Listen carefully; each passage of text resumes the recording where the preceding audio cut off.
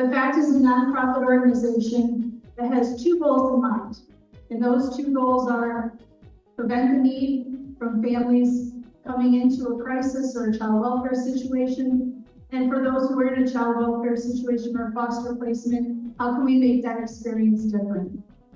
What is the single most helpful thing, the single best result for children and families that you think can come from communities coming together?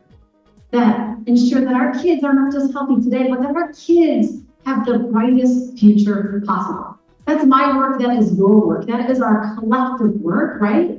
To make sure that our children have the brightest promise possible. The period of pregnancy, infancy is actually the poorest in people's life. Childbirth is when families are the poorest. Can you believe that? And all of our children is the power of our nation. So thank you for your time. Stop judging. Stop the competition between organizations. Stop working in silos. Stop restricting services. My mantra, if you will, is always assume positive intent, and so I went stop assuming negative intent. Stop telling people what they need. Start assuming that families know what's best for them, but they need assistance navigating those resources.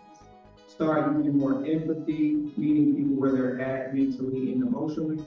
Start empowering children and their families, give them a leg up. I believe that there should be opportunities for parents who don't, hey, I just want to know how to talk to my child better, or I want to know how to deal with my stress a little better. You don't have to always have a problem in order to get us to.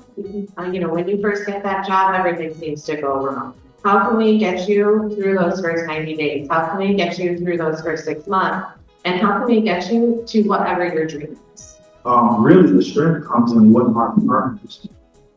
And so that's the approach that we're using to take, connecting people, being the connectors.